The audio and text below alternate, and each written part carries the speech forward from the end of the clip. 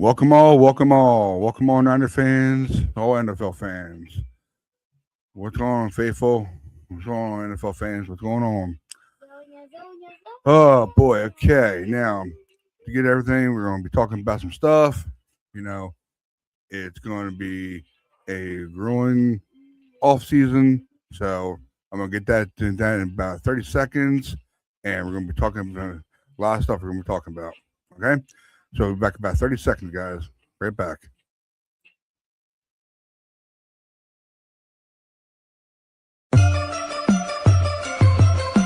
Ready, go, ready, go, ready, go, ready, go. Ready, go, ready, go, ready, go, ready, go. Yeah, you know what it is.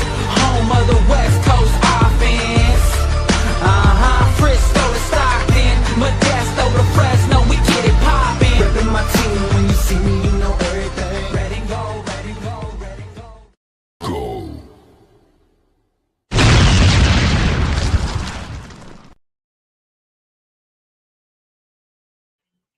What's going on, faithful? What's going on? We're back.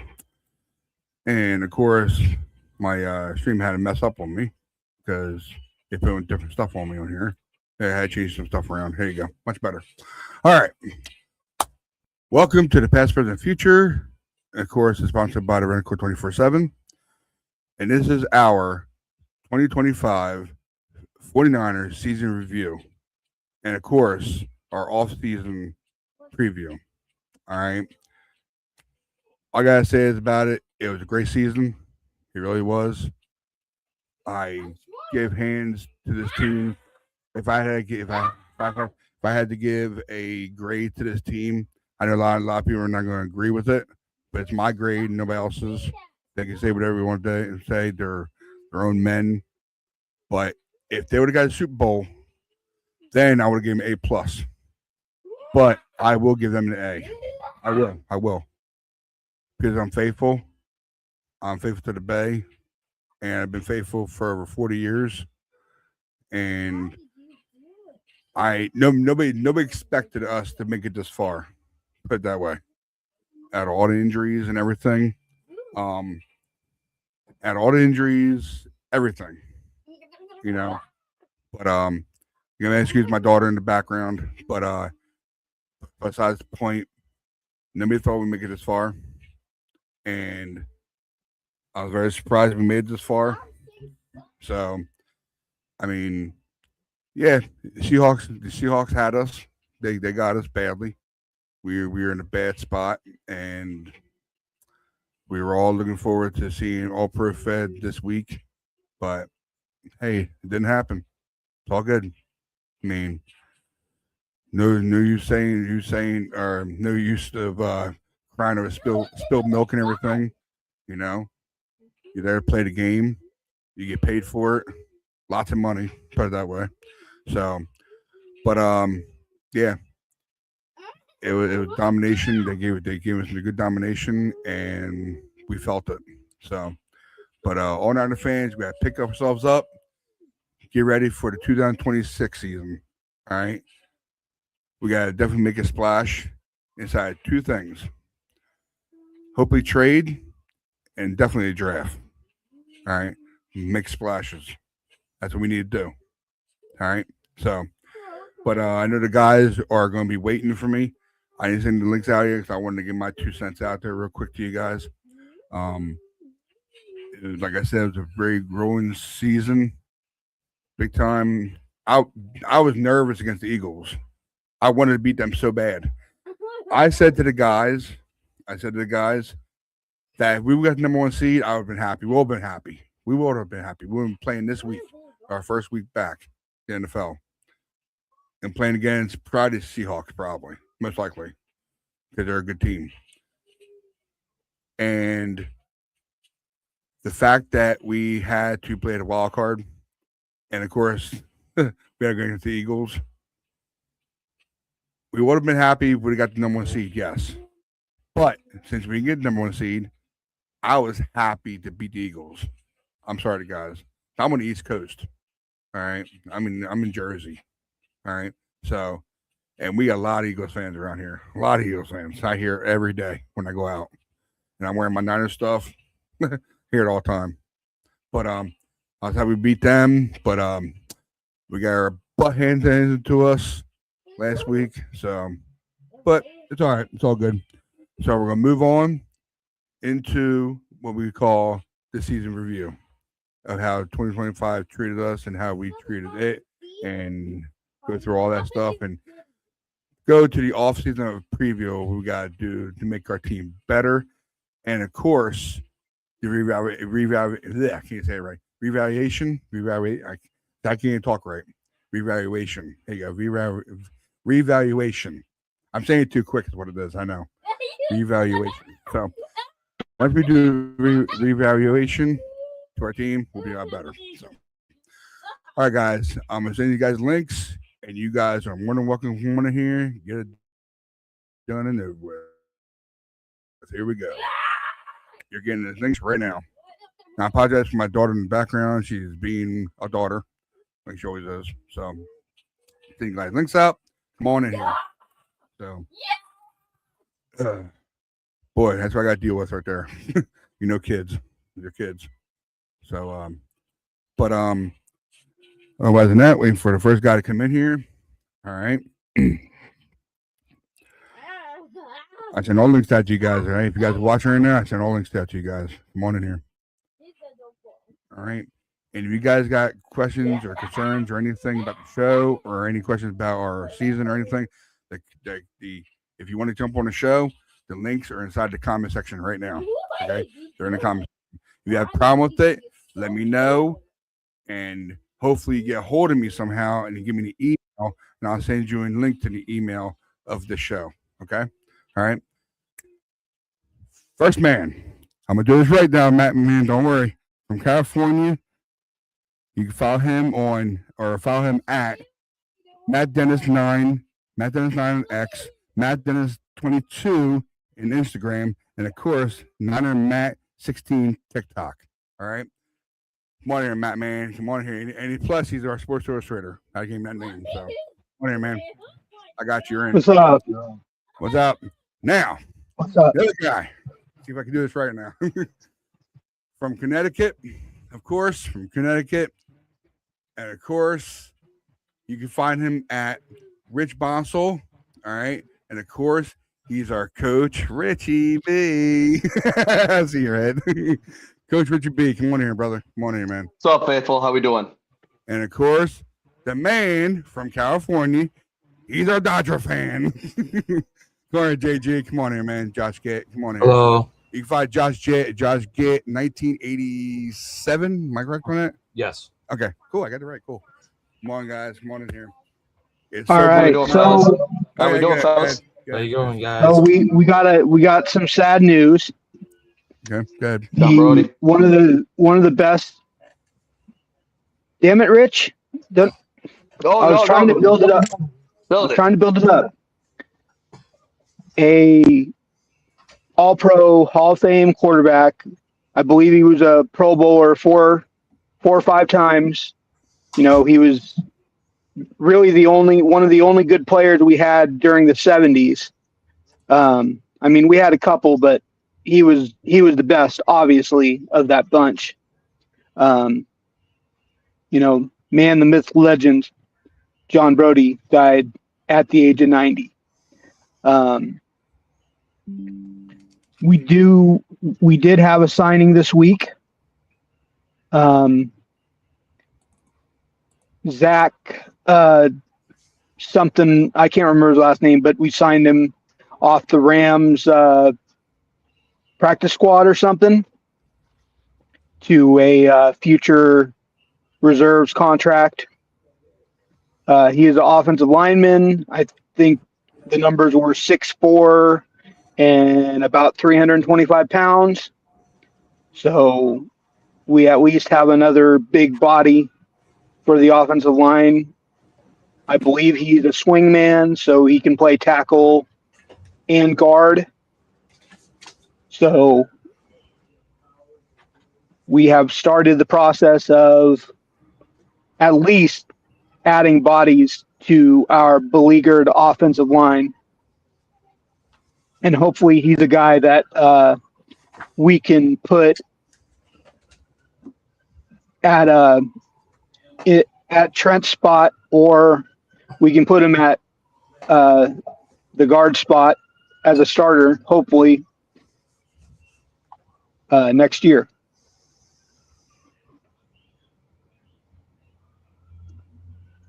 Cool. I hope that doesn't. I hope it doesn't count as addressing our offensive line, though. No. That's just a future. We gotta do some homework. I mean, we have to find the meanest, nastiest, hit you in the mouth, knock you on your back, right or left tackle, and we also need to probably find another guard and another center. I don't think Jake Brendel will be our center next year. I think we have to replace him. The center. He's not coming back. I don't think. I've changed. I've changed. Why can't I think of the center's name right now? Why? What's his name? I can't even think of it right now. Jake Brendel. Yeah. I'd love Brain Fart. I'd love him. Yeah, I know. I'm just loving it. Brendel, after this game, my new nickname for him is the Matador. Because he was just letting guys through. It was so bad. He was so bad. And hey, Spencer Burford, thank you very much for your time. Enjoy making $20 million a year somewhere else. Same with Mike McGlinchey. Yeah, he's Burford's going to get paid. He played well for us the rest of the year. He finally found his spot just in time to leave. I think Pooney is obviously, he's like, him and Trent are mainstays, and even though we all kind of hate and love him at the same time, McKivitz, and who knows? Yeah, and who knows? I mean, I hope Connor Colby can just step into that left guard spot. I hope that he will. I hope that he went home and he, was like, hey, I better, I'm going to rest up a little bit, but then I'm going to get back to work. I'm going to get back on my grind. I'm going to get back into the weight room and maybe beef up a little bit, because I got to, even though I'm next to Trent, I got to do something to make my game better. Yeah, but we also need Trent's replacement. We need Trent's replacement in town and on the team before Trent decides to hang it up. We can't wait. Yeah. We can't wait. We gotta have it. We gotta have his replacement in town. Got to be signed, sealed, delivered, and ready to go. Of course, we still have Austin Pleasance, and we really don't have enough to go on whether he is, if he's just a replacement level player or if he can be a starter. I mean, we didn't see enough. We didn't, but I'd say right now he's swing tackle at best. Don't worry, you're not the only one, Josh. Don't worry.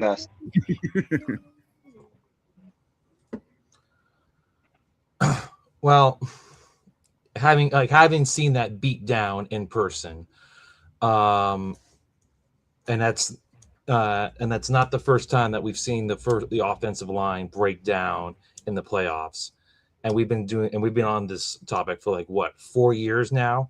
Oh yeah, I'd like to say that I remember leaving SoFi thinking, as heartbreaking as it was, I was thinking, well, at least in that they'll be able to take care of the offensive line in the offseason.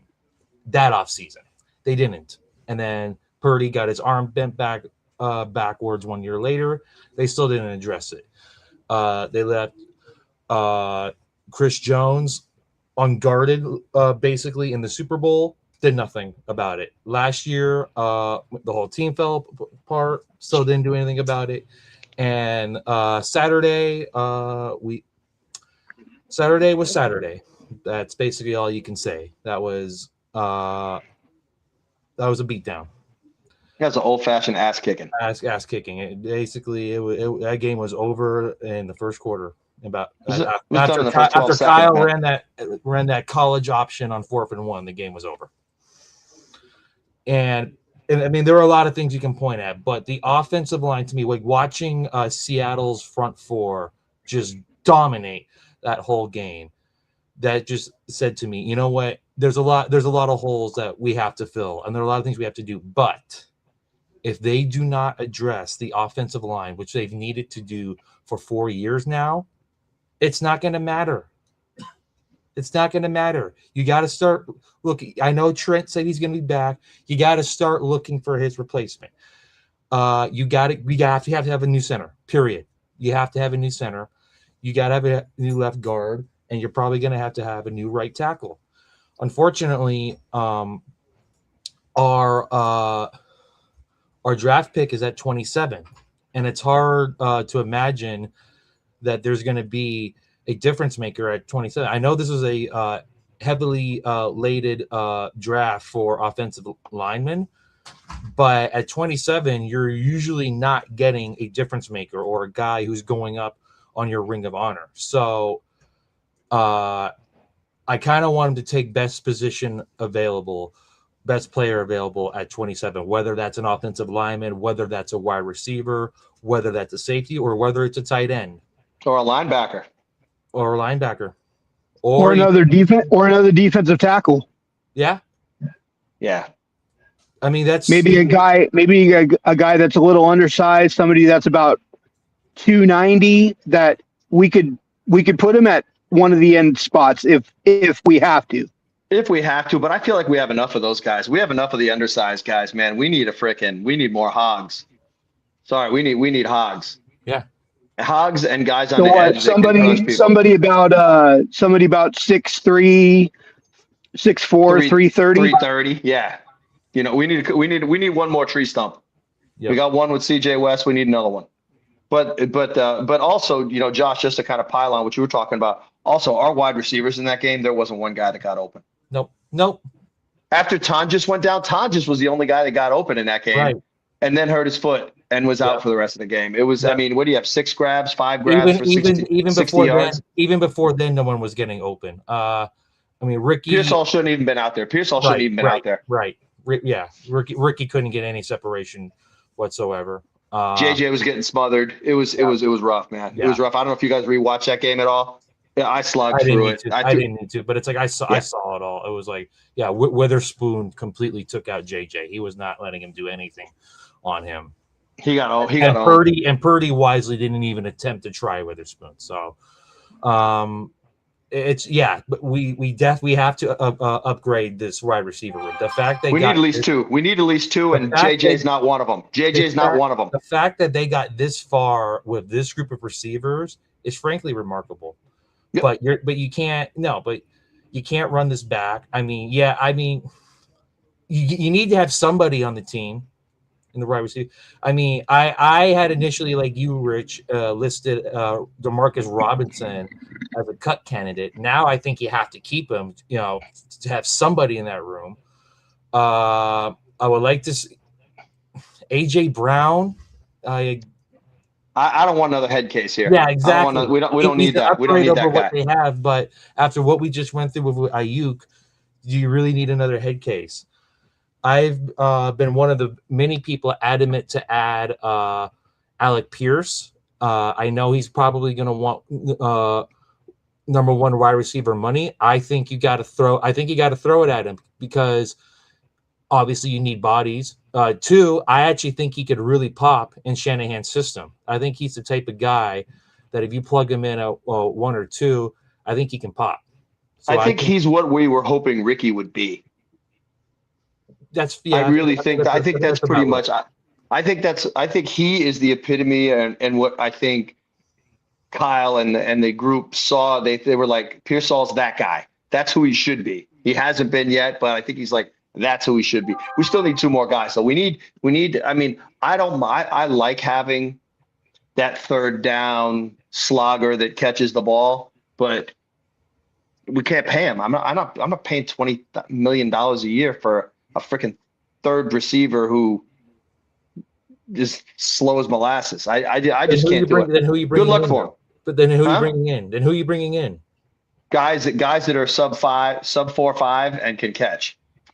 So Okay, 4 or 5 they could get. so We got 2 of them on the team. We got 2 of them on the team now. They just got to see if they can. We got to find out if they can play. all right, so I know this is going to be a no. I'm asking y'all anyways. There's rumors about Debo wanting to come back. I say no. Y'all agree? What's the benefit? I don't even see the benefit. I don't think Unless he's Right, coming for right. No. I don't get the benefit at all. Because there is Okay. a couple of things that like here's the deal.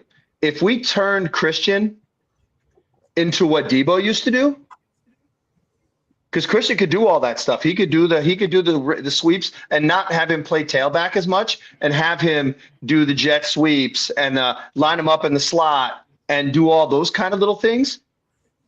Okay, cool. Because Debo, if he was like $4 million, then you're like, okay, maybe, come to camp. That was my thing. Like, how much is he going to cost? Like, if he's just asking for like, $10 million, no way. Absolutely. He still not. breaks tackles great, but now he's on the wrong. I mean, I don't know. Is he 30 yet? He's like 29, maybe 29. Yeah, he's getting up there. Your problem is he's a 1-year deal for me. If we sign him, he's a 1-year deal. Prove it. Prove he can still play. It'd have to be a 1-year deal at like $5 million at most. And I'd even let him do incentives. Like say, hey, Debo, you get 500. Do what they did with KB this year. Hey, you get 500 yards, we'll give you another $1 million. You get 1,000 yards, we'll give you $2 million. Cool, because at least that gives him incentive to show up in shape, not be fat, and actually play. I mean, those are the only ways but right now the problem is we're tying up too many roster spots. Yeah. Because if we have a return guy that's strictly a returner again, like we did with Sky Moore, that ties up a wide receiver spot. So now you can only have 4 receivers instead of 5. Right. And Sky Moore he's not really a receiver. No. So all of a sudden you're really tying. So then all of a sudden you got to start looking at the roster spots. Now you're like, where can we pick up a roster spot? Who can we get rid of? Because the only way you can do that is to cut juice and have Ton just be your fullback and your tight end and your backup tight end. That's the only way you can do it, because now you're cheap and you're saving $4 million. So it's the only way you can do it. So now you got to start saying, making some hard choices and some hard goodbyes to some guys that, just gonna be 35. Do we need a 35-year-old dude on this team still? I don't know. I don't know. He's a hard choice, because like if that was Bill Walsh would be bye-bye. Right. Bye-bye. Get rid of him 1 year early instead of 1 year too late. So, but he would probably cut Christian, cut George Kittle, get rid of Trent. These guys would all be gone if Bill Walsh was coaching this team. I don't think he'd cut Kittle. Well, no, yeah, you're probably right. I guarantee you Kittle has at least 2 more 1,000-yard seasons in him. At least. I don't, but they'll be 800. They'll be 700-800. They'll be 700-800 yard seasons from now on. I don't think he's getting 1,000 again. I don't think he'll do it, because they don't feature him enough. They don't give enough targets. They don't give enough grabs. That's the only reason. I don't think it's because it's going to be like diminished skills or anything like that. It's really because Kyle doesn't use them enough. And that's my biggest problem with Juice is Kyle doesn't use them. He just runs back and forth behind the line of scrimmage, and he blocks occasionally. And it's just a really bad use of $4 million too, and a roster spot. Yeah, he only had like 23 catches this year. Enough. Yeah, so like 200 yards. That's the struggle. Because I like the guy. Hey, come back and be the assistant running back coach or some shit. I don't care. Whatever. Use him, then we love him. We love him. He's a Hall of Famer. And I get what you're saying, but I like the guy. I'm like, but if you're not going to use him, why is he here? Yeah, I mean, it's starting to get hard choice things going on now with the way that, especially with the age of the offense, with your skill guys. We need some youth and we need some speed, and it's just rough, man. It's even rough Kyle watching. In his end of the season presser alluded like, you got to get faster. Yeah, I mean, okay, we're just too slow. I guess we can start bringing Jordan James into the offense. That 7-yard carry was not bad. He's a 4-3. He's a 4-3 running back. Give him 200 carries next year. Give him 200 carries. Yes, 100%.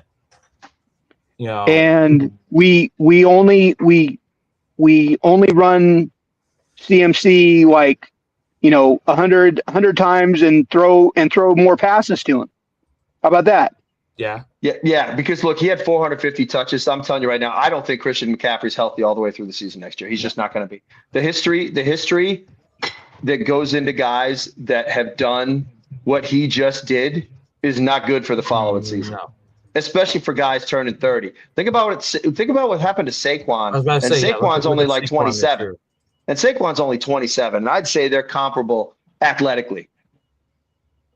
I think it's a fair comp to comp them athletically. I think they're, on the same, par as far as physicality and all that goes.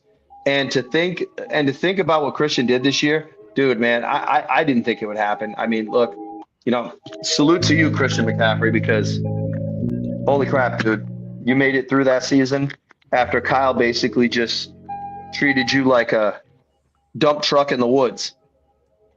Yeah. They do need to find another veteran to help take some of the carries from him. I don't think Robinson's going to be back. No. He's not coming back here. Why would he come back? No, he wants to start somewhere. Right. And he is a starter. He is a starter. He is a starter. So I thought he was like 30, but I guess he's only like 26. They're going to need a veteran running back next year. I don't. Oh yeah, Robinson. This was only his 4th year. He's the same draft as Purdy. Yeah. So like I said, I thought he was closer to 30, but now that I heard he's 26, I'm like, ooh. So somebody's going to pay him. Somebody's going to pay him. Yeah. So we got to find a vet that we can bring in. I think you're going to have to probably go with a 3-headed monster at running back next year.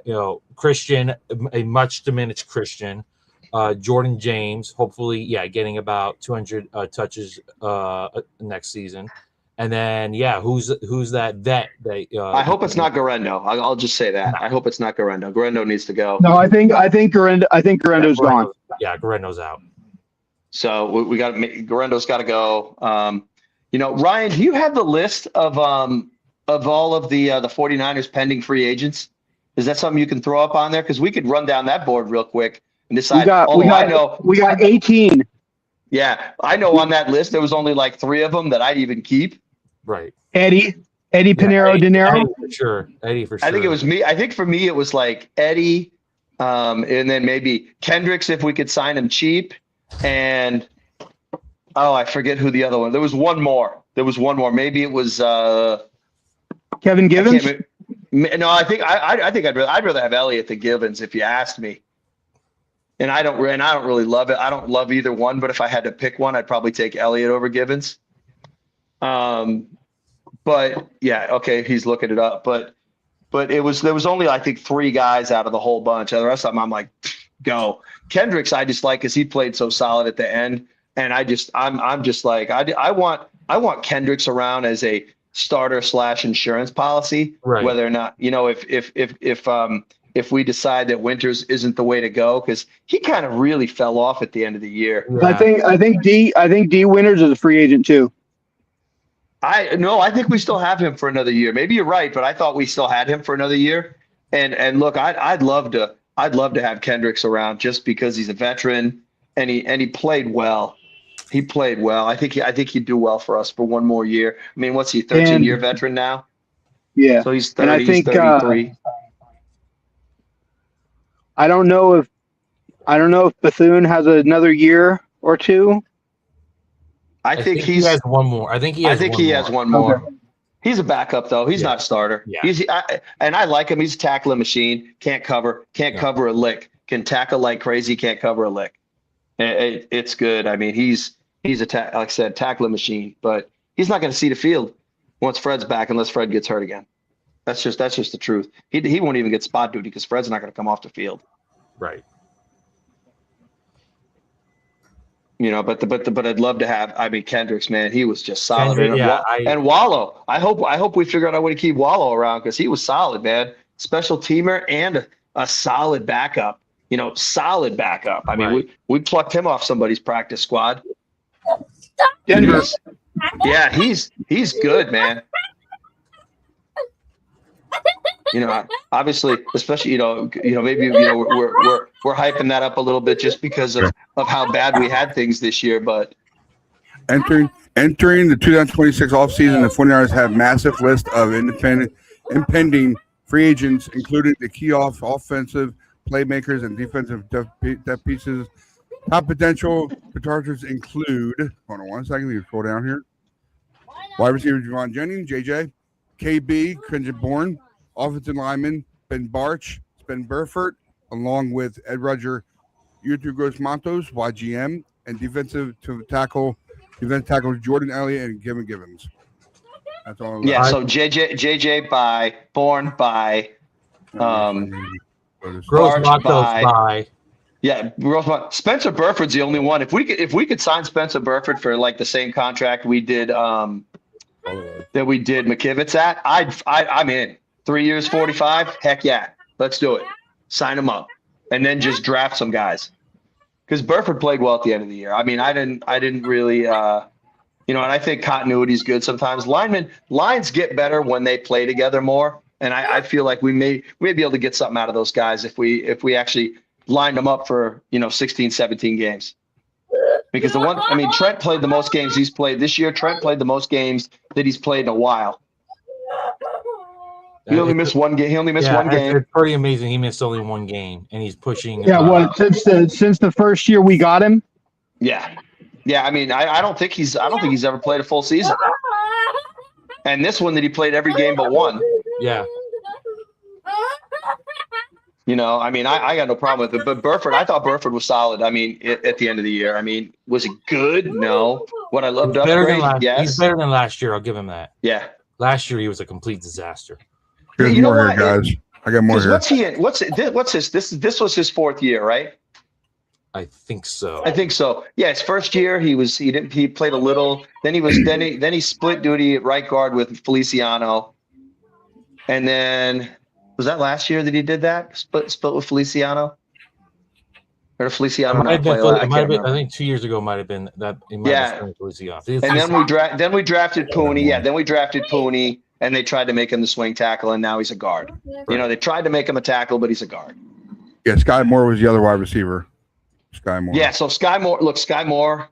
You could take him or leave him because he can't do anything else. That's the problem with him. If he was actually a legit wide receiver, because I'll tell you that would be the thing that I would consider Debo for too. Is Debo's actually a good returner? Like if Debo showed up here to be a returner and gadget guy, all right. Not a starter, not a starting receiver. All right, now you're talking about something that we can work with, because now he's versatile and he's a chess piece, and he's not just a receiver. He's not just this. He's not just that. He can actually do a few things. Then I'm like, all right, maybe we can talk, because I always thought he was a decent returner, but that's the only way, because we need versatility because we're going to be playing so many young guys. Guys need to be able to do multiple things, especially with the injury history of this team and how bad our guys get hurt. Well, we definitely need somebody returning kicks next season. I mean, Sky Moore he's electric. I think if Sky Moore had a full training camp under Shanahan, and he actually got to study the offense, I think maybe he could have used him a little more in the offense. I wouldn't mind bringing him back on like a cheap 1 year prove it deal. It can't hurt. You gotta have somebody back there returning kicks at the very least. So, I mean, we'll see. I just wish he was a running back. I wish he was a running back because the running back room, it's easier to stash your returner than it is in your wide receiver room. True. Very true. That's the struggle is that I think you only carry 2 to 3 backs on your team, on day, and you only got 5 receivers. So it's like, it's such a tough roster thing. The other offensive lineman was Matt Hennessy. That was the other offensive lineman. Yeah, man, he plays center, man. I mean, we need a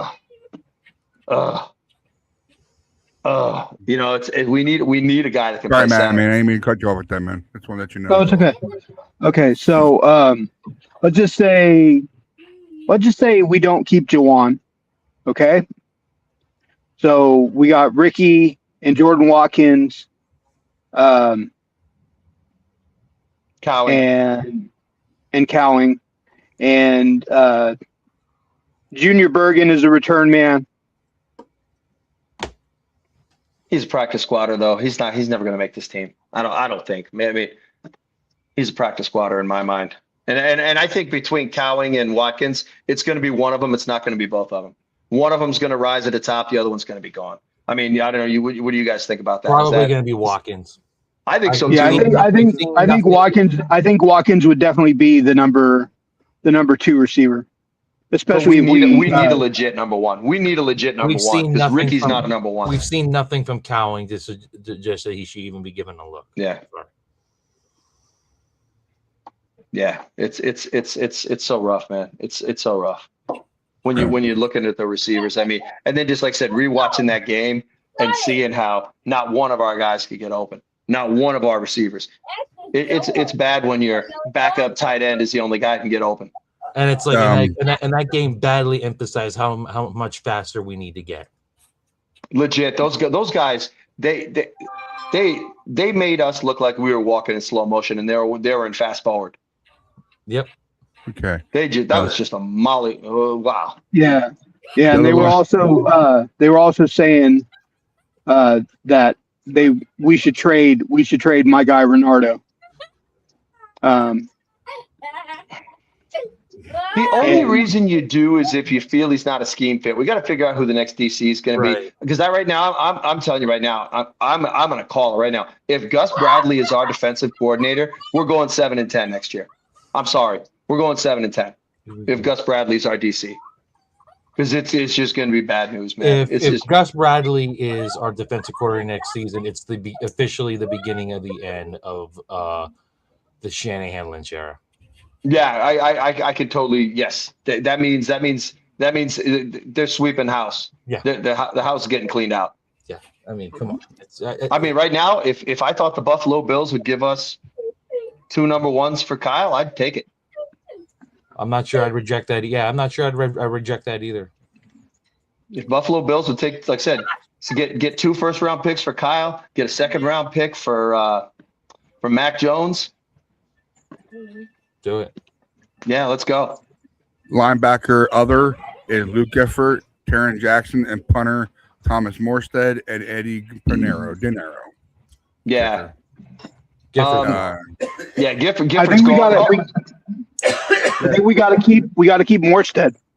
Because I think Morstead if he wants to come back, I mean, it sounds like he could. I've heard he could retire.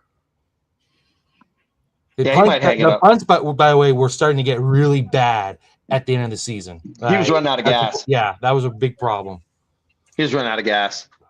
But we're keeping Boyer because Salah's not going to take him with him. So at least Tennessee kept Bones fossil there. So that was a good deal. At least we're getting a little bit of continuity kept, left behind.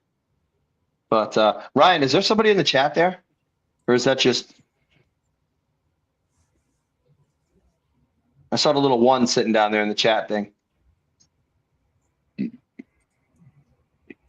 Oh, okay. No, I don't know. It's a message. It's a message. Oh, okay. Gotcha. Okay. One earlier. What was I trying to say now? I lost my train of thought. Now, okay. I want to ask you guys a question. So you guys brought up Morstead. Do you think the reason why he fell down a little bit is because he took that time off and no punts for a month? Remember, no punt. We didn't punt for a whole month. Well, maybe it could lead into that because he didn't do anything. He didn't do anything for a month. So you get tired. It's like, what is a punter supposed to do when he isn't punting? So, yeah, they got bad. The one in Philly could have cost us the game.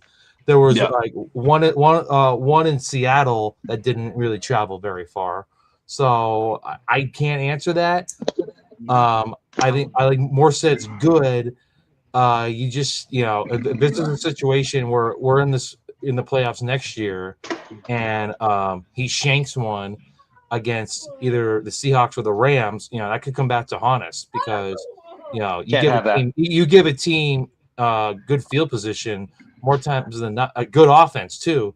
More times than not, they're going to make you pay for it. Like, I mean, his first punt when he first came back after a month, his first punt, he ran down the field being happy he was actually playing. True. Yeah. Yeah. But that's a fair question though. It's like, it's like basically sitting on the bench, a baseball player. He wasn't in the great shape. He looked like he had a bubbler on him. So And I don't know, man. I mean, you get a little older, man. It gets cold out. Those are some cold games. Body doesn't move like it did when you were young. Right. Yeah, the other restricted free agents, exclusive rights as free agents is, of course, Chase Lucas, CB, of course, cornerback. DE, defensive edge, Sam Aquano. These are restricted, right? Yeah, restricted. Yeah, restricted. Chondis, Clea Davis, Robert Beal Jr., and Darren. I know I said Darren Jackson earlier, but that's all listed for that one. And of course, lineman, all Pleasants. I would keep Sam O for sure. Sam O, Tonjes, yeah. Sam O, Tonjes, and I forget there was one other guy in there. Lucas. I can take or leave it. I'd let him go. If we can upgrade, let him go. Keep him around until I'd still bring him to camp. I'd still bring him to camp since he's restricted. And you just try to get someone else better than him. And if you find him, let him go. Wow. 14. Because I like him, but he didn't do anything. Fair list here. Okay. I think it's what you guys talked about earlier. When I was announced the signings of 14 free agents to reserve future contracts. Of course, we all know about Eli Apple. So we saw that in chat. Why is he on that list, man? I'm like, come on, dude. Come on, man. Why is he even still in the league? Guy is terrible. Offensive lineman, yeah. Isaac Archon. I guess I say now. Yeah, the Eli Apple thing. I stopped reading the rest of the list. ALARO. Alarcon. Yeah. Yeah, he's our international player, and he's our international player. Oh, that's right. I remember him now. Never mind. Yeah, he's our. I think he's from Mexico, right? But he's our international player. So you can keep a roster spot. Yeah, you can keep a roster spot for an international player, and he's our international player. A lot more here. Evan Anderson, he was a lineman. Junk. Junior Bergen, my receiver. Junk. William Bradley King, defensive lineman. Junk. Derek Canteen, Junk. Andrew Farmer, second. Junk. Joan Graham. Adrian Martinez. He might have been good. Brandon Parker, Malik Turner, and Sebastian Valdez. The Hawk. Ugh. Yeah, Valdez is the only guy. Valdez is probably the only one we're keeping there. List. Yeah, the Hawk. If I ever see Malik Turner on the field for our team in a real game, I'm just gonna cry. I'm just gonna cry. They gave him a target too. I'm like, are you kidding me, man? Oh my god, that was terrible. That was awful, man. Ugh. Well, hey, who knows about Adrian Martinez? He could end up being pretty good. Yeah, but I keep Adrian Martinez. I keep him there because look, I mean, our quarterbacks next year are going to be Brock, Maple Missile, and him. So whatever. Those are going to be our three quarterbacks. So I mean, and if he gets on the field, if the Maple Missile gets on the field next year, if Brock gets hurt and he plays well, watch out, man. Brock's gonna get cut or traded next year. If that kid can play, if that kid can play, watch out, man. Because that's the build Kyle likes. 6'5", cannon, and can move. If he can play, there's Matt Ryan 2.0 for Kyle. No, I think he's more like a more mobile Joe Flacco than anything. No, I know, but I'm using Matt Ryan just because he's former Kyle, player. Mhm. It has skill set, not as much, but the fact that he's a big, huge, tall guy with a cannon. That's what Kyle wants. Kyle wants a pocket I'll passer. go you one better. I'll go you one better. He could be Kyle's Peyton Manning. He could be, except the only reason I never compare him is because Peyton never really had a great arm, and this kid's got a cannon. This kid's got a cannon. He could throw 65 yards. Yeah, He but could. especially after he threw his shoulder, after he blew his shoulder, Oh, he was I know. just done. He never had a big gun. And look, he's and I'm not trying to take anything away from him. It's just physically he just didn't have a cannon. He was good arm, but he didn't have a cannon. You know, I mean, this kid can throw the ball like freaking Elway, man. Okay, this is a He's question got- for the panel and for everybody who's watching right now. I know a lot of people are watching right now. Would you sign right now? It's a rumor, actually, but it's just rumor. Max Crosby. You mean trade for Max Crosby? We got to trade. We got to Whatever, trade yeah, for him, not sign him. We got to trade for him. Try. My bad. It depends. Because look, the team's young. I want him. I definitely want him. But what are you trading for him? Yeah. I wouldn't give him picks. I trade Bosa for him, but I wouldn't trade. I wouldn't trade picks for him. We need picks. And here's the thing. If you're the Raiders and you think Mendoza is the real deal, and I think he proved it the other night in Miami, why would you want to trade for Crosby? It's like in a year or two, you could possibly be right there. I mean, obviously, we'll see what happens with the Chiefs and Mahomes. He's going to age out, though, man. He's going to age out before that team's good. Crosby will age out before that team's good. So it's like, but what I'm saying is, though, it's like, it's possible the Raiders may not be that far away. So it's like, could he possibly be willing to wait a year or two? So Mark Davis hates the 49ers. Dude, they are that far away. Like, yeah, and even if they want to trade him, you think they're going to send him to us? They're not. Not without trying to rip us off. Dude, they're far away. Yeah, and that's the problem. But the problem is we can't use them. What are we going to do with them? I mean, like I said, I think he's too old. He's too old for what we got going on right now. Dude, their offensive line needs a whole new rebuild, and so does their defense. Yeah, they're going to want picks. We don't have picks. We don't have picks, man. We only have 7 picks. Yeah, it's or 8 picks or whatever. I think what scares me, I think he's going to go to the Bears because he's exactly what they need. I would trade Mac Jones straight up for him. If they do Mac Jones straight up, I'd make that trade. I don't see that happening. They wouldn't do that. But that's what I'm saying. I know. But Mac could be the bridge quarterback until Mendoza's ready to play, especially if he's not ready to play day one. Problem is they're going to want to throw him out there day one. They're going to want to throw him out there. But that's the only way you do it because we don't really have any chips. We don't want to give away any future picks. We can't afford it because we're also blown up on the salary cap still. So we can't afford to go and pay him and still build the rest of our team. I mean, because we need the picks. And we don't have any players. We don't have any players we could give him. What are we going to do? We're going to give him Alfred Collins? No. We're going to give CJ Wentz? No. Or Upton Stout? Oh, no way, man. He's the best defender on our team right now. Collins, West, Stout, Michael, and Mikel. Yeah. Those 4 I'm definitely keeping from this year going into next year's team. Yep. Maybe I keep Siegel, although he didn't look. Nobody looks very good. The problem is it depends on the way the defensive coordinator, this next defensive coordinator, is going to play him. Because if we're going to do some bump and run and play some man, that's where Renardo Green and Siegel may actually do well. Whereas playing zone, they're just not zone guys, you know. That there's the struggle is can they play man? I don't really like our corners against man. And you know what? Hey, there's another guy you forgot to mention that's still one of the best defenders on our team, Diamador. Well, that's I'm leaving. I was just about to, and I know what I actually was about to ask him. Would you guys consider trading Lenore? Yes.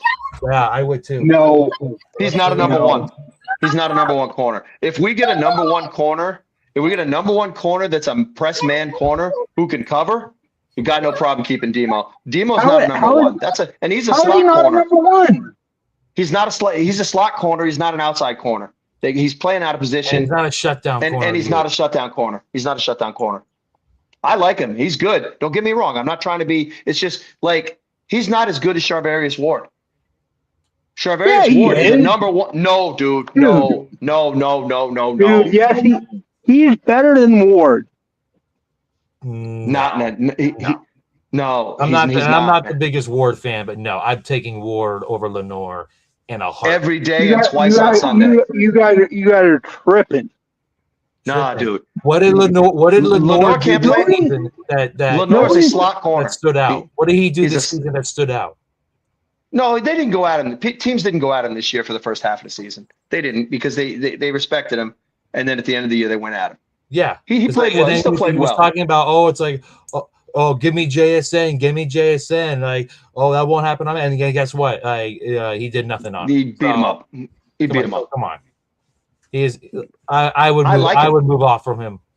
I don't want to say I want to move off of him. He's just not a number one corner. That's all. It's no big deal. It's not a slight. He's a number two. He's a number two. You could probably find a guy in the draft that's as good, if not better than him. There's a chance. If you're looking to save money, yes. But I don't hate him. I don't hate him or anything like that. That's what I'm saying. We could use that money. We could use that money to sign, a guy like Alec Pierce. Yeah, but look, Ayuk's money's going to pay for Pierce. I'm not even worried about that. But we don't have a shutdown. We don't have a shutdown corner on this team. We need a shutdown corner, and we just don't have one. Yeah, I like Renato, but he's not a shutdown corner. He's just not. He's decent. But he's roller coastery. All I've seen is that they want to trade him. That's all I've seen from everybody, and I'm like, for what? What are you getting for him? You know what I mean? I know Matt likes him because he's a Florida State guy, and so I'm trying to be as respectful as possible. But I don't know what we do with him because we need a money corner. I don't want to say we need Mooney, but we need a money corner. That's what we need a guy at every level in the draft. We need one lineman. I don't care if he's a tackle or an edge. We need a linebacker in the draft, and we need either a safety or a corner. We're a little more dire at safety than we are corner. Yeah, I was about to say it has to be a safety. We're a little more dire, but it also depends on the and a blocking tight end. We need to find a blocking tight end. No, Farrell's here, man. He's signed. No, he's going to be here. They're not going to cut him, dude. I would cut him that. After seeing him give up on a ball Saturday, literally just standing there trying to fair catch a pass from Purdy, get his ass out of here. I can't remember if his deal was a 2-year deal or a 3-year deal, but he's here for one more. He's here for one more at least. Trust me, I know on this one, I'm saying F the kids on this one. F them kids on this one. I don't care about the language, okay? It's like, please, I saw that live. JG. Please. The guy couldn't block all season. And you brought him in. He was terrible. He was terrible, man. We brought him in to block and he didn't block. Cut him. There were times where he was even better as a receiver than he was as a blocking tight end. The guy couldn't do his job. Find someone else. I'm sorry, but that interception on Saturday, that was the last straw for me for Farrell. Kyle Pitts is a free agent. That's what I'm saying. You know what? And I've never been a Pitts guy, but I'd be like sign Pitts and find a blocking tight end in the draft. And when George comes back, to play 12 personnel or 22 or even go 13 and have Tonjes, Pitts, and Kittle out there all at the same time. There you go. I'm down for that. I'm ready to cook. I do not want to see Farrell on this team at all. I'm done. Get the F out. Yeah, man. There's a couple. You love Farrell. Come on, you love Farrell. Couple guys on this team, and he's one of them. But it also, like on the defense wise, it depends on what our coordinator is going to be too. Because what are we going to play on the back end? That's what I'm worried about. Because like if we play single high. If we play a lot of single high, you can leave Jair out there and he can play single high. He can play single high. As long as he's coming forward, he's good. He's a ball hawk. He'll get picks. But if he's got to cover somebody, no, man. Yeah. It's bad when Jair Brown is like further down the list of issues on the team. Look, he had a the middle part of the year, he was pretty good. That Carolina game, he was really good. That Carolina game, he was really good. Middle of the season, he was good. Look, Siegel started the season, fell off. Tig came in, played well, did do good, and then he kind of tailed off at the end just because defenses started picking on him.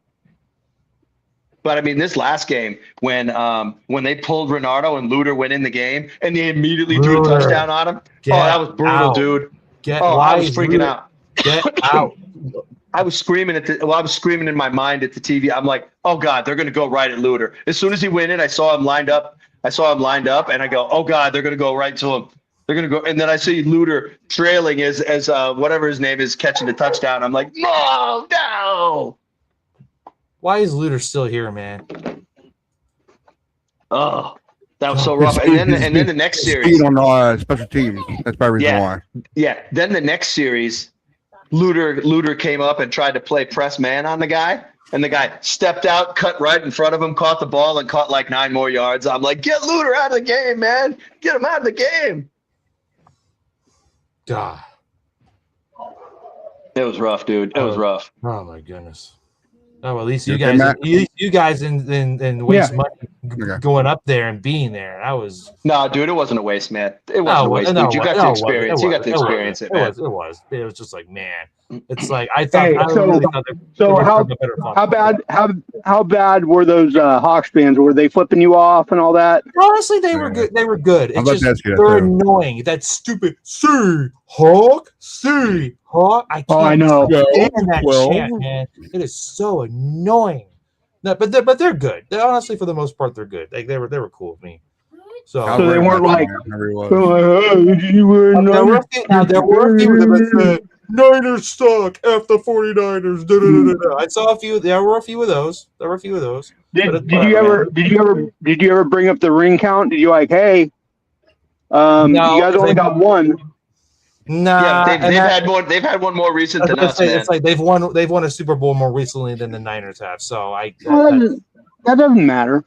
It kind of does. I'm right on that, right? Seahawks got one, right?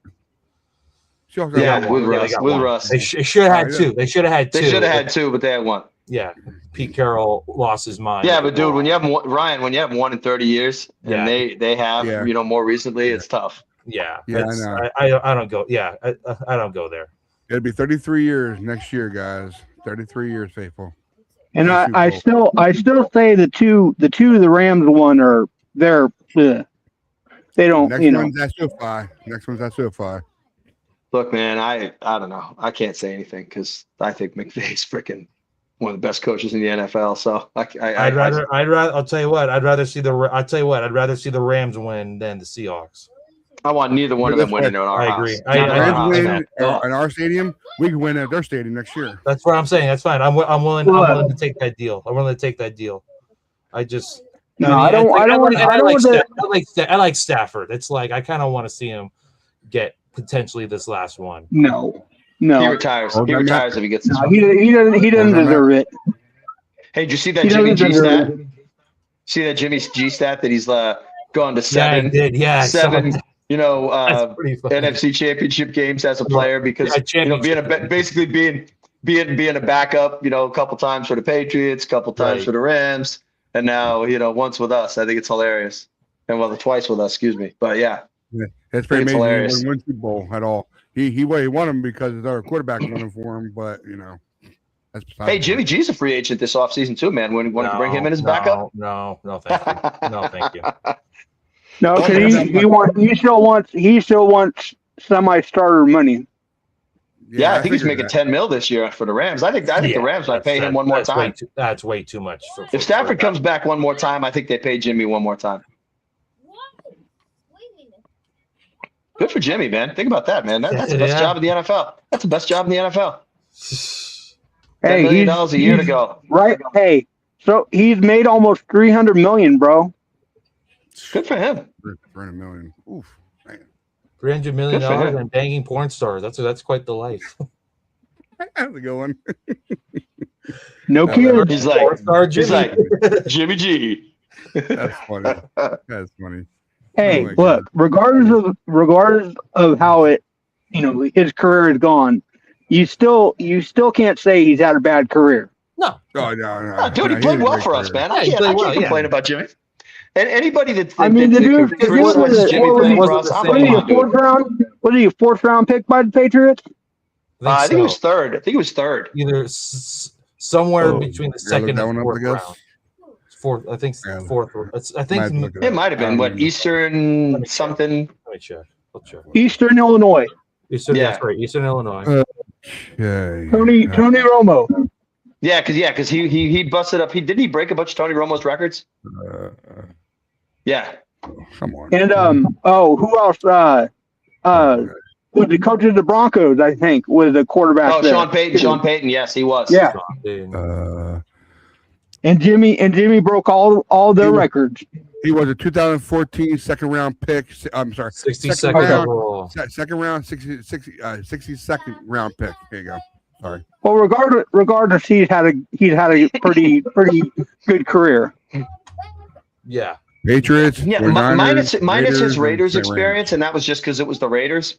You can't fault Jimmy's career. I remember being pretty excited when we initially traded for him. I was like, oh, okay, cool. And he played well. And he was good. Well. He wasn't the same after the ACL surgery. He couldn't move at all. No, he wasn't. He wasn't. No. And he constantly threw off his back foot. That was the problem with him. I know. It drove me nuts.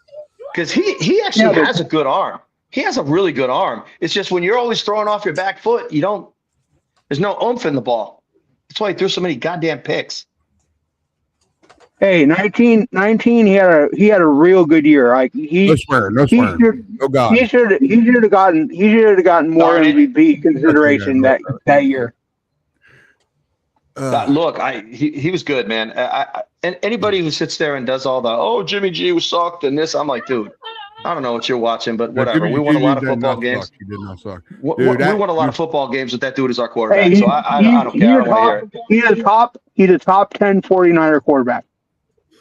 Yeah, probably. That's fair. It's Joe, it's Steve, John Brody, Jeff Garcia, and Jimmy. And Brock's got to be in there somewhere. And Y.H. Tittle. Yep. That Saints game got me on my feet, man. Whew. I was at work that when it happened too with Saints. Oh, and then I guess Kaepernick would be number 8. No, please no. Please no. Ugh. It's either him or Alex Smith at number 8 and number 9. I don't know. I'm of the school of thought that we win that Super Bowl if Alex Smith's playing quarterback for us and not Kaepernick. So I'm gonna just shut up now. What is your most exciting game of this season? There you go. Probably the Rams game in LA, and I was there, but watching basically a hospital squad go into SoFi and steal a win, which largely got them into the playoffs. I still don't know how they pulled that game off, but that was pretty awesome. Matt, you want to jump in on that? That was a good one, but I think the Carolina Panther game. I was at that one too. I mean, or the Falcon game. That one was kind of an ugly game to watch because Brock wasn't good and Bryce Young really wasn't that good either. That was a hard game to watch. Yeah, it really was. But our defense played really well in those two games. Or Bryce Young played terrible. It was a little bit of both. But I'm with you, Josh. That game, we dominated time of possession in that game, and we just beat them down. That was the cool part about that game. And the funny thing about that, in that game, Stafford still had a ton of yards, even though they only had the ball for like 20. I think they only had the ball for like 22 minutes or something in that game. Yeah, he threw about 400 yards. Yeah, it was nuts. And the fact that we still won that game was fumble amazing. At the goal line, man. Yeah, that was thinking. Yeah, Big Al. The Rams were about to score, and then all of a sudden, you see all the Niner players celebrating on the field. You're like, oh wow, they just got the ball. That was. And seeing all the Rams, seeing all the Rams fans all pissed off and everything. Well, that was worth it to me. Big Al with his big mitts. Just that was the Kyle Shanahan wet dream game. Because you dominated time of possession, you got ahead early, and you held out and you won the game. That's the way Kyle likes to win. That is that game was the blueprint for the way that Kyle Shanahan likes to win football games. Right. Kendrick Bourne had like the game of his career in that game. 142. Yep. He had 142 in that game. I think what was it, like 6 or 8 grabs? I can't even remember. It wasn't even that many grabs. It was just tons of yards. Yeah. I think it was like 6 or 8 grabs, and it was lots of yards. Shredding that secondary. If anything, that's the game that exposed the Rams secondary. Because we slanted. That was the game we slanted the hell out of them because Bourne just slant. Yep. And that's what teams have been doing to them. Slant. Yep. Caleb Williams. That's what the Jaguars did to us. Yep. They slanted the crap out of us. But yeah, that game was it. That's it. I can't. I mean, probably the playoff win in Philly would probably be number 2. Number 2. Yeah, because we not got the Super Bowl Monday night versus the Colts.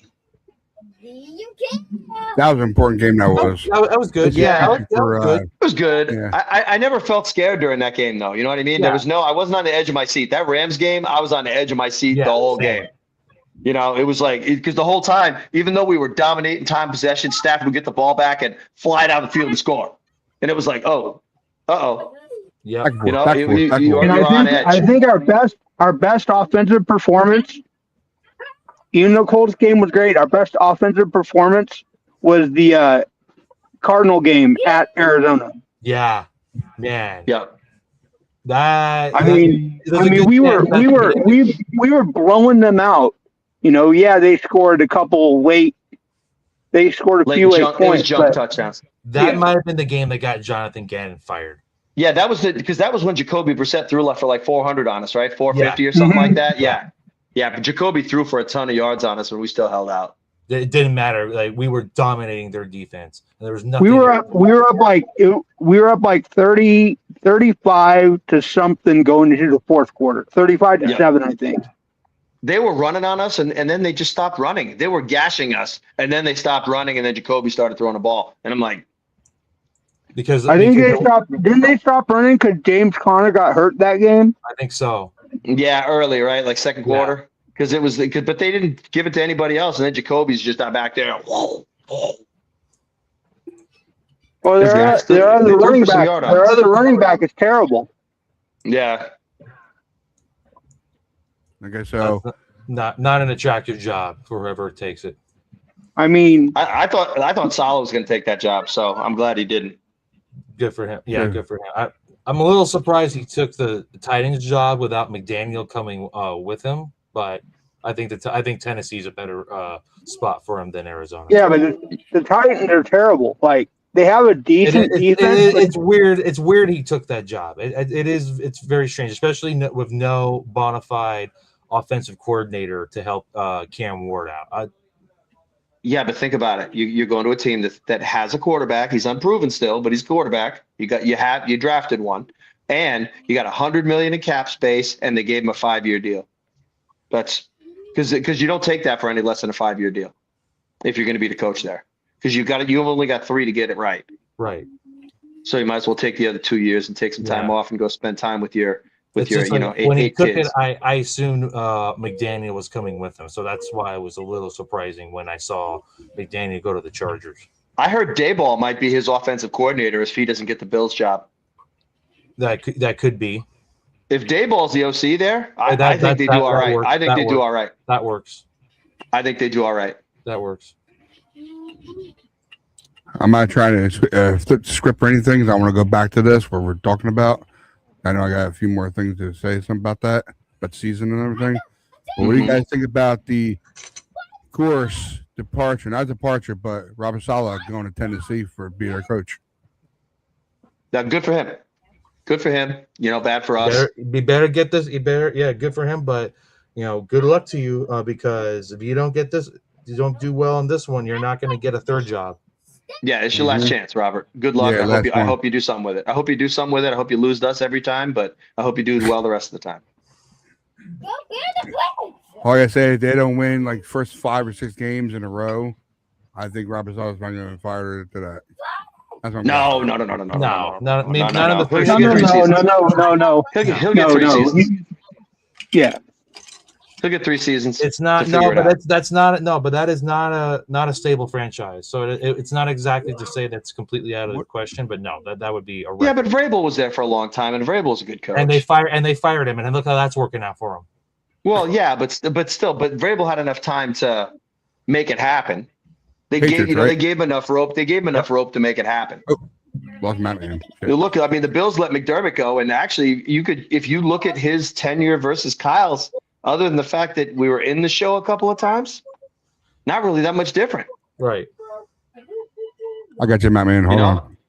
There's a guy I wouldn't mind seeing in our. I was about to say, like, what if we were to make him our defensive coordinator? The problem is Kyle's still stuck on the wide 9.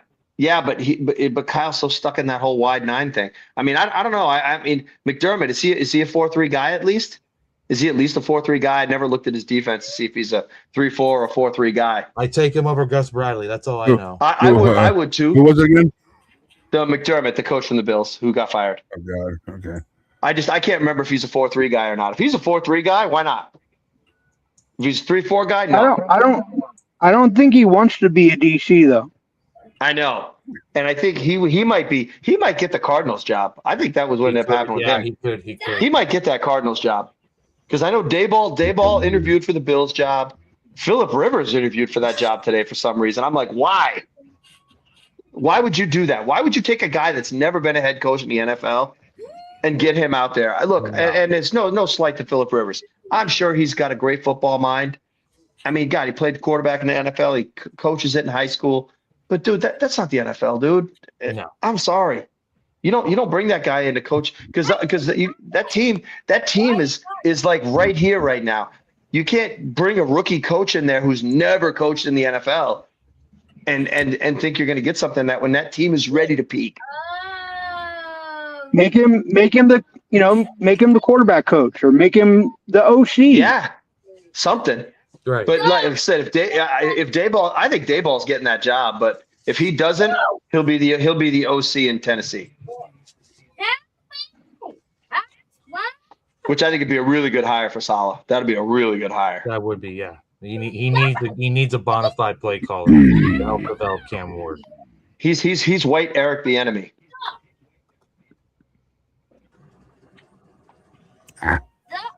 God, I can't spell anymore. What? I can't spell no more. Trying to spell stuff. Uh-oh. Yeah. Yeah, don't say nothing about it. Probably for that. What's Think that? about Bill McDermott. Trying to look for him, but Sean McDermott. Sean McDermott. Sorry. No, I like sometimes you type in Bill, it's probably not going to come up. Yeah, I know. I put Bill in there, but it didn't want to come up on me, so it came up. Because right, the Steelers hired their coach, right? No, I didn't see who. I thought they did. Okay, I thought I saw somebody. With all that AI crap going on, it's tough to know what's what. It's the Ravens who hired their coach. I think you got the Ravens confused. Oh, maybe. Okay. Yeah. Yeah, they hired. They hired the Chargers DC, right? Yeah, that's actually a good hire. Probably. Yeah, I think that's good too. After McDonald, he's probably the best defensive coach in the NFL. That was a good hire. Oh God. Oh God, what's his name again? Our defensive coordinator right now. Who is it now? For who? For who? For us. I can't remember his name. Gus Bradley. Gus Bradley. Thank you. Do we feel comfortable with him being our defensive coordinator? No. Okay. He's done nothing since the Legion of Boom. What is he? Y9 or what is he? He's wide 9. He's one of the inventors of the wide 9. Okay. Back when they started doing this with Saleh, he's basically was Saleh's mentor. Okay. And he identified Bobby Wagner and Richard Sherman and all those guys. And and the thing is actually if Gus Bradley ended up being our DC, Diamador Lenore would get traded because he's too small. Gus Bradley likes big corners. He likes 6'2", 6'3" corners with long arms. And that's not Diamador Lenore or Renardo Green. No. Jumping for the interceptions. That's what helps you. Yeah, but he likes to play. He likes to press. He likes to press a lot. So I am really hoping and praying that the Browns not only hire him to not only not hire him to not be their head coach, but they eventually let him go and we can pick him up. Oh, Schwartz. Jim Schwartz. That's who we need. Me too. That's the only guy I want. I don't care about anybody else. Probably one of the three best defensive minds in the NFL. All depends how much he wants. How much he wants. Doesn't matter. Coaches aren't under the salary cap, dude. I could care less. Pay him. Pay the man. Pay the man. I think the only way he stays in Cleveland is if they hire him to be their next head coach, which is not out of the question. That search has been a disaster.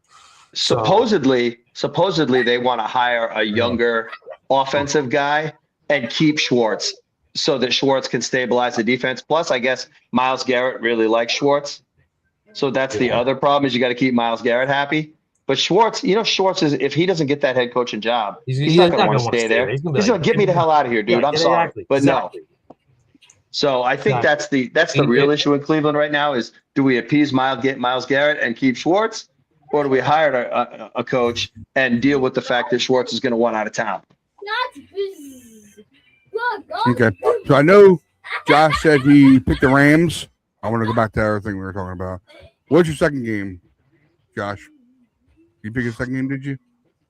I'm gonna pick two games out of you guys. I really want to say the Broncos, even at home, can win. I don't know, man. Jared Stidham's barely played over the last 3 years, and now, with the way the Patriots defense has been playing, which I think has been a surprise, like that was arguably the biggest question mark of the Patriots. I think the Patriots win that game. I would love to see the Broncos pull it out at home. Stidham's going to have to make some. I know I wasn't talking about the playoffs. I was talking about our games. Out of our games, pick two games that you loved out of all the games we had in the season. So I'd say the Rams. I knew Rams was the first one. I'd say the Eagles would be number 2. Yeah, okay, cool. I'm with Josh. Cool. Total lockstep. Matt, two games that you loved the whole season. Just pick two. I'm pick 3 or none. No 3, just 2. That way it's all easier for you guys to, process it. You're on mute. I think you're on mute or you're. Yeah, okay. I'd probably say the same.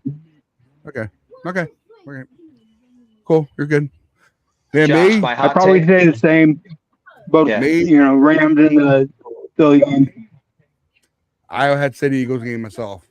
I told you I hate Eagles. It's in town, man.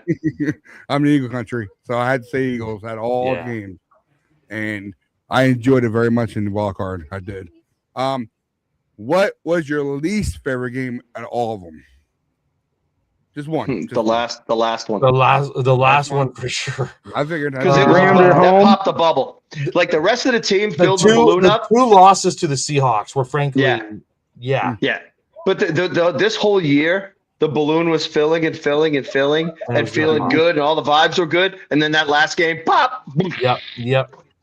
It just blew it all up. It made the whole year. It was basically like taking drinking the sweetest thing you've ever drank, and you're just drinking it. It's delicious, and all of a sudden you just drank Epicac right after that. It goes sour. Yeah. Oh, it was so bad, dude. It was so bad. I mean, that's how it was always going to end, though. I always kept thinking it's like, it's going to be great. Go to the playoffs, win a game, and then we're going to get annihilated like 42-0 or something like that. Like I always foresaw that. So it was like, so this that's how I saw it ending basically once Fred Warner went down. So this team built our hopes up. This team built our hopes up. They were like, don't come back here when we win the Super Bowl. It's like, guys, stop it. Guys, we were the once Fred Warner went down, the dreams of the Super Bowl went out the window. Like, but it's fine. So, hey, Josh, before I forget, I want to tell you, I think Jared Stidham carves up the Patriots. I think he carves up the Patriots, dude. He's a former Patriot. And when he played for the Patriots, he actually played well. in his limited action, I think he's going to come out there, and I think he's going to carve the Patriots up. They're going to play defense. Look, Denver's going to play defense. I think it's going to be a defensive game, but I think Stidham's going to carve them up. I think it's going to be hilarious. People are going to be like, "What the hell is this? What the hell is this?" And Stidham's going to be out there. And to be fair, Drake May has struggled against I don't want to say lesser defenses, but not quite on the par as the Broncos defense at home too. Like the Broncos at home, you know, they I seriously think I think Denver's going to win a game. I don't know why. I don't know why I do. I just feel like they're going to win. I mean, the only saving grace for them is they're at home, so that helps them. Yeah, and their defense is nasty. That defense is nasty. It's good. It's really good. Okay, we're all good then now. Matt, man, can you hear me still? You still good? I think he's on mute, Ryan. I think he said yes. I think he's delayed on my side. Yeah, I can hear you. He's delayed. Okay. You can pick any player you want. I don't give a crap. How many players you want to pick? Who's your most successful player? I'm here. At the whole season. Let's go first. Christian McCaffrey for sure. Anybody else too? Anybody else you want to bring up? Go ahead, bring them all. Upton Stout, dude. Upton Stout had a good finish of the season. Talk about him. He started, and I felt like I was like seeing it because he was getting called for being handsy the whole season. And by the end of the year, he was still handsy, but guess what? He was getting the calls because he's a player. That dude is a player. I thought for when he came back, Purdy was really good. Yep. Purdy was really good like when he came back. Mm-hmm. That's when we started stepping up. And then Tonjes, when Kittle was out, was really good. I wish Shanahan used them both at the same time. Hopefully that's something that he considers doing starting next season. Yeah, when Kittle came back, Tonjes had 6 games where he didn't catch a ball. Think about that. What a waste! What a waste, man. That was just terrible, man. And that's that's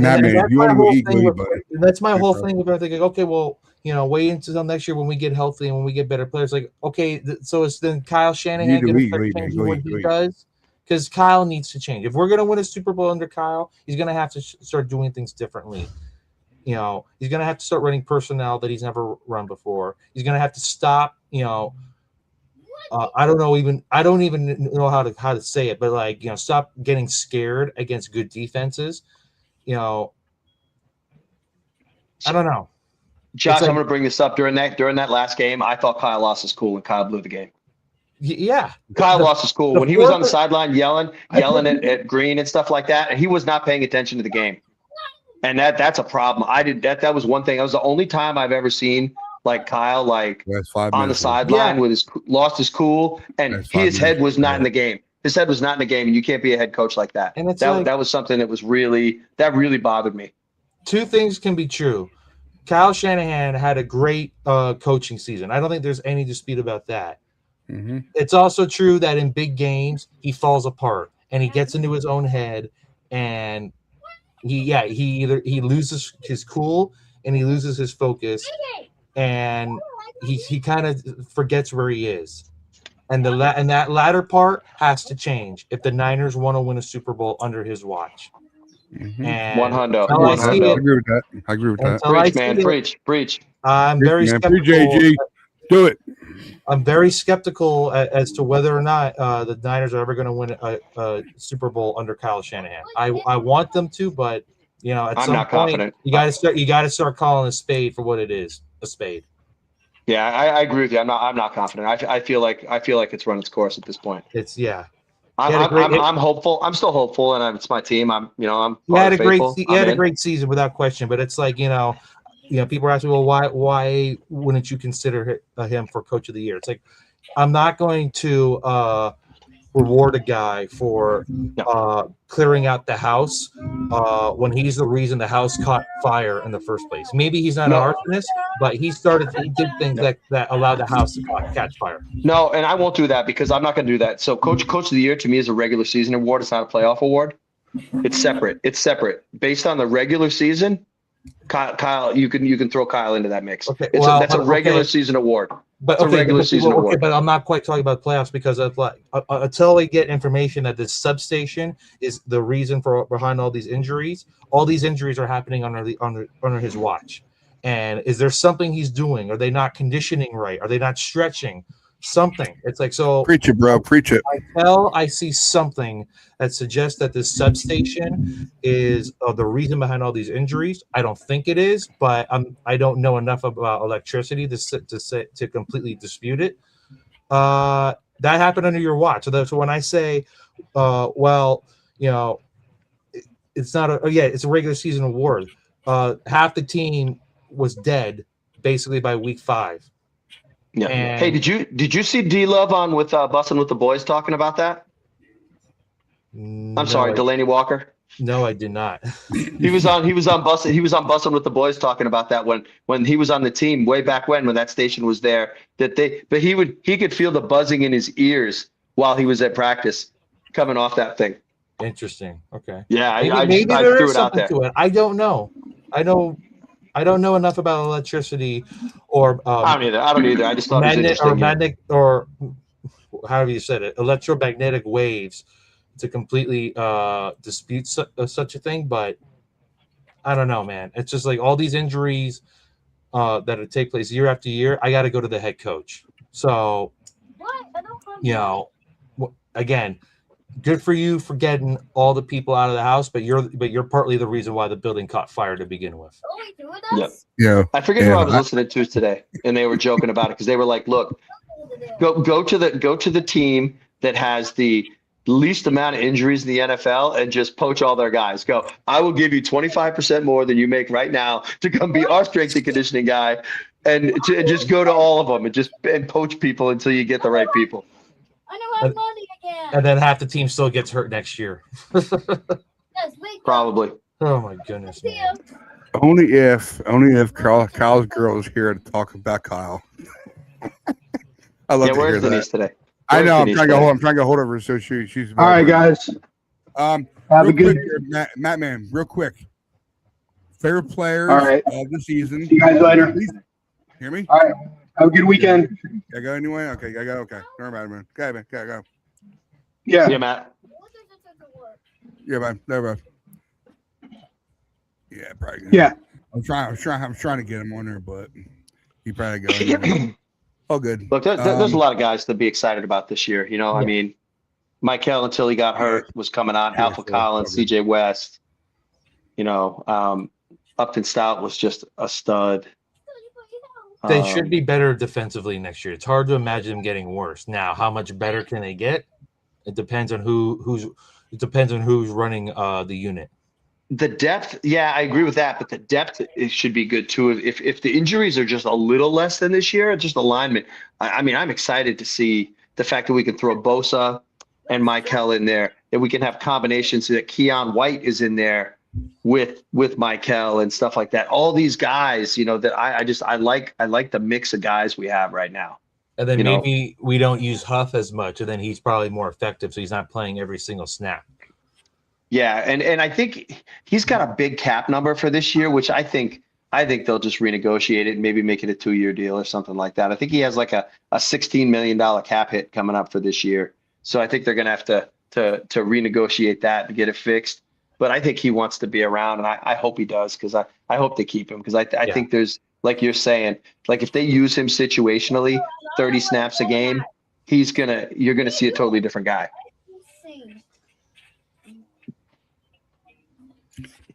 I don't know if I asked you. I ain't asked you guys yet. No.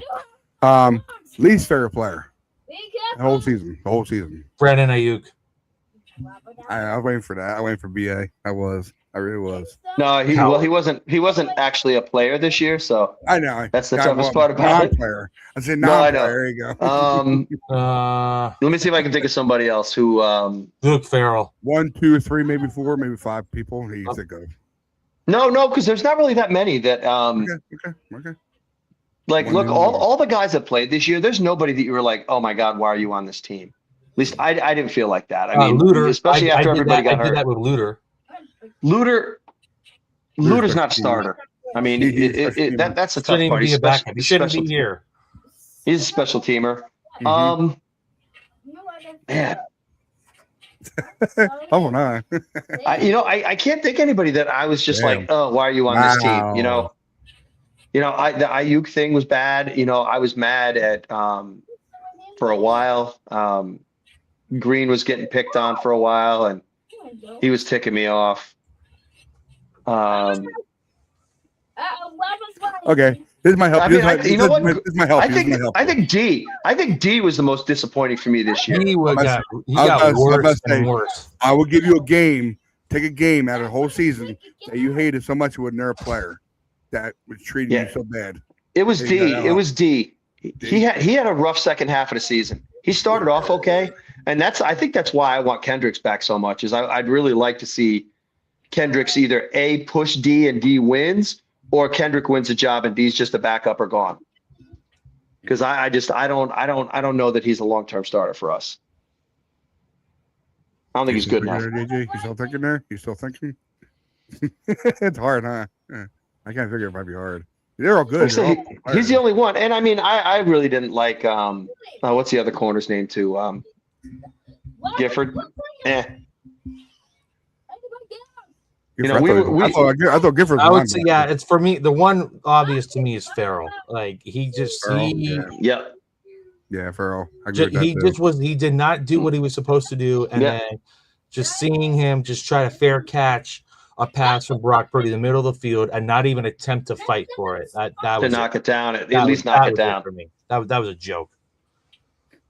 Yeah, so there you go. There's one guy on offense, one guy on defense. Winter, and Farrell. Fair enough. There you go. Now, last one for the night. I know you guys want to go enjoy your night. Grade. What would you grade for the whole season? If you want to go by your game, go ahead. If you want to do the whole season, go ahead. A B minus. It's wonderful they overcame all the injuries, but I thought Kyle's refusal to use guys like Jordan Watkins or Jordan James, in my opinion, that was stubbornness and short-sightedness. And I'm not saying that we're still playing this Sunday if he uses both of them, but it would have been better for the team long term. Exactly. It's like now, like we could have at least better evaluated them. We're now going into an off season where we have no idea what they are, and we have so many holes to fill. So, So B minus. Great to overcome all the injuries, but in some ways we may have more question marks going into this offseason than we did last year. Coach, I would have given them an A minus based on all that, but that last game, Kyle losing his cool, and then just getting his butt kicked. I'm like solid B plus maybe, because the one thing that I will give this team, and that does come down to coaching, is in that game they were getting their butts handed to them, and they never quit. That team never quit. Most teams like that are getting beat down like that, end of the season, they know the game's over, they quit. Those guys didn't quit. They played all the way through, and that's one thing that I can definitely. That's why I'm not harsher on them. Is that team never gave up. As bad as it was in that game, they could have and they didn't. So that's my 2 cents on that. I don't know if you guys caught the beginning when I opened it up or not about my grade. You guys, my grade? No. Okay. I would definitely. We definitely want to give the whole team an A plus if we won the Super Bowl. And bear with me. I give him an A because it's my sense. Nobody else's, just mine. This team fought with resiliency for the whole season. How many people came back? Purdy came back. Oh God, Kittle came back. How many more players came back? How many players came back? Lots of guys were out. Upton was out. Collins missed games. CJ West broke his hand. Exactly. Nick Martin was in concussion code. Mm-hmm. There was lots of guys out. I mean, the resiliency. That was definitely the right word to use. Mm-hmm. They definitely held it together. Coaching was great during the season. They did a great job putting guys in places to succeed. But what like Josh said is the fact that you didn't give any of these other guys reps and a chance to see what you have. You know, that especially on offense, we were really bad on offense. Defense, we played a lot of young guys. Offense, we didn't. We don't know. Look, Jacob Cowling's been on this team 2 years. We don't know if he's a player. You don't know anything about him. Yeah, Anything. Jordan Watkins, like he said, been on this team for a year. Could have played, didn't play. They stashed him. They stashed him on IR to redshirt him because they didn't want somebody else to pick him up. That's the only reason. I'm not posting that. I'm not posting that, Tommy. If you look at the comments, Josh, you understand the comments. I'm not putting that up there. If you read it or not, I'm not putting it up there. I can't see it, so I'm not even. I'm not gonna read it. I have a feeling I know what it is. I have a feeling I know what it is.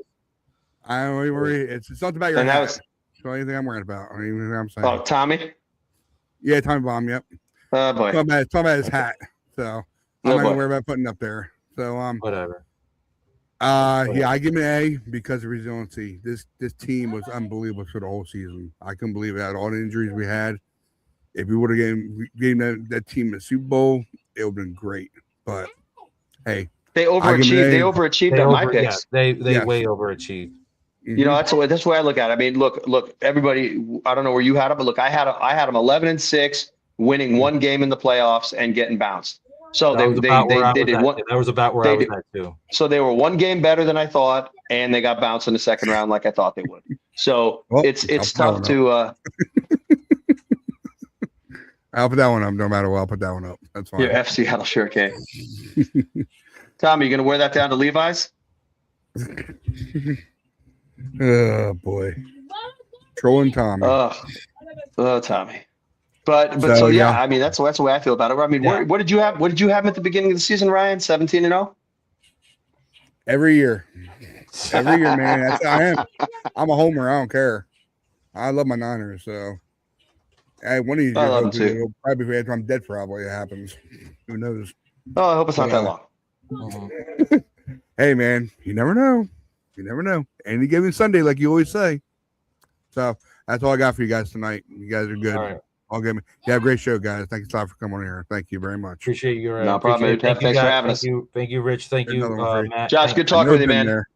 All season long, guys. Yeah, I really appreciate it. You know, I'll be on every now and then during the off season. I'll for sure try to. Well, I'm going to be out of the country during the draft. So hey, good luck traveling, man. Good luck traveling. Right. All right. So yeah, I'll be on here every now and then. Be safe. We'll do. All right, guys. Josh had a really good time with you this year, man. You too, Rich, man. We'll fun talking be ball. in touch. All right, thank you. Yeah, absolutely, man. Fun talking ball. Have a great off season, guys. Go Niners. You guys too, man. Niners. Go Niners. All right, man. You calling around? I'm out. Yep. All right, man. I'm calling you. Stay faithful. You said, man. Hey, people. Yep. Got you, man. Got you. All right, guys. I want to thank you all very much for following us for the season. Radical 24/7. This ain't no goodbye for the off season. We will be doing shows every Friday. It's not dying down. I don't want to kill it. I want to keep it going. We'll find like I told our chat that we'll probably be doing maybe some trivia stuff. You know, have some fun. You know, it's all about having fun, really. You know, on the show. So. It's not one of those major things out there that you just you know, come on here for 5 minutes or whatever. We make it to a whole show. That's how we do it on here. So, but I want to thank you all for watching the whole year for the season, for us watching the show, and we're definitely gonna be back every Friday. All right. Basically, it's probably gonna be like 7:30 Eastern. It's basically the same time as always. So.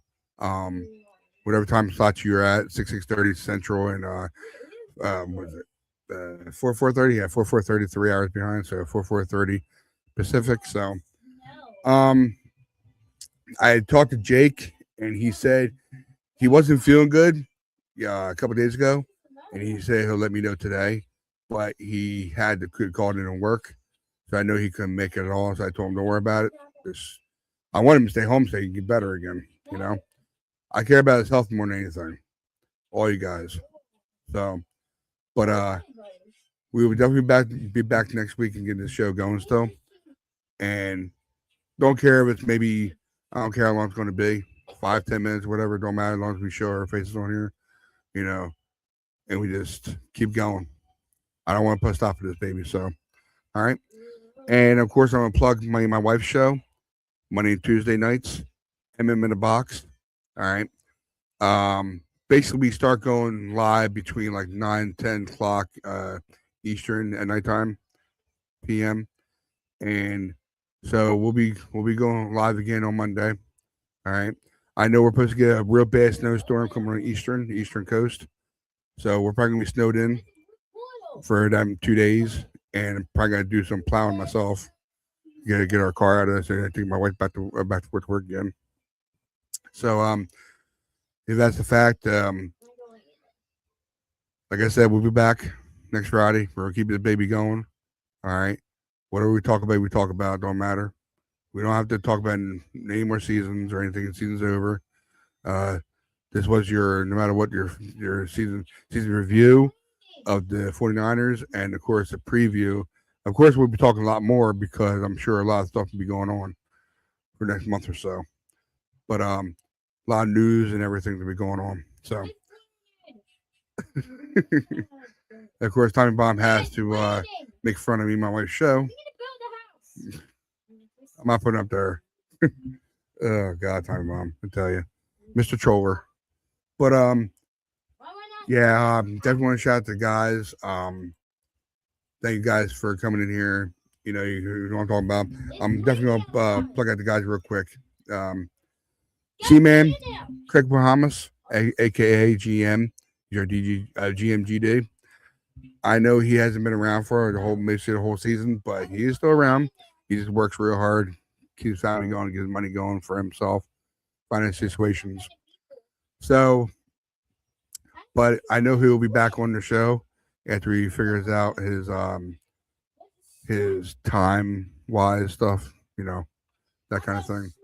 So, but definitely shout out to C-Man. All right.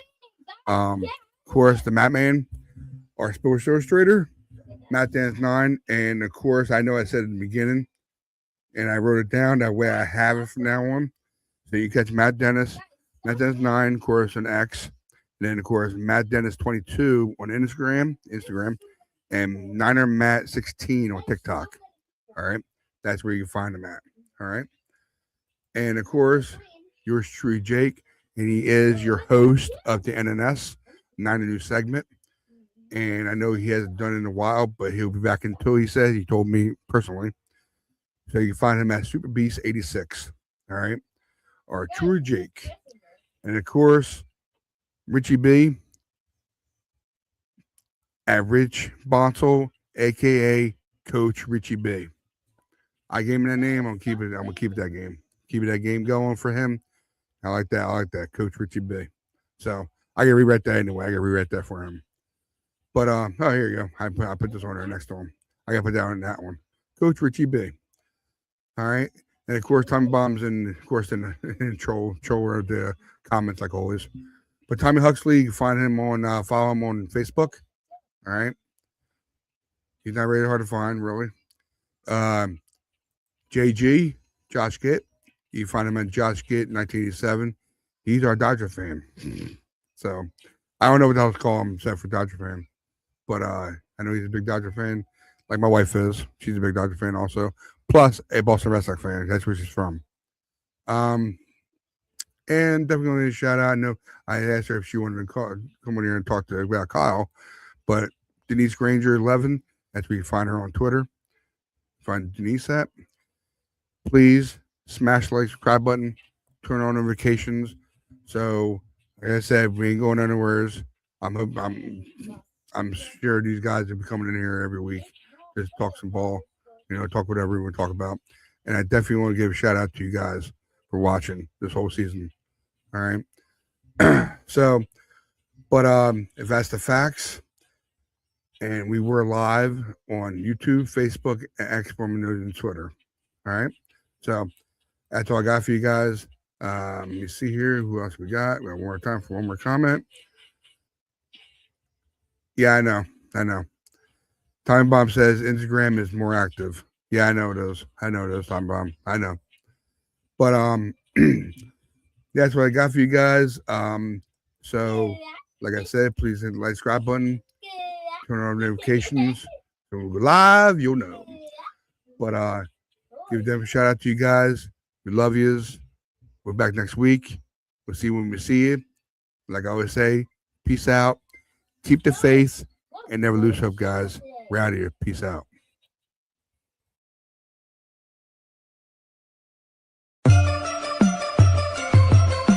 Ready, go, ready, go, ready, go, ready, go. Ready, go, ready, go.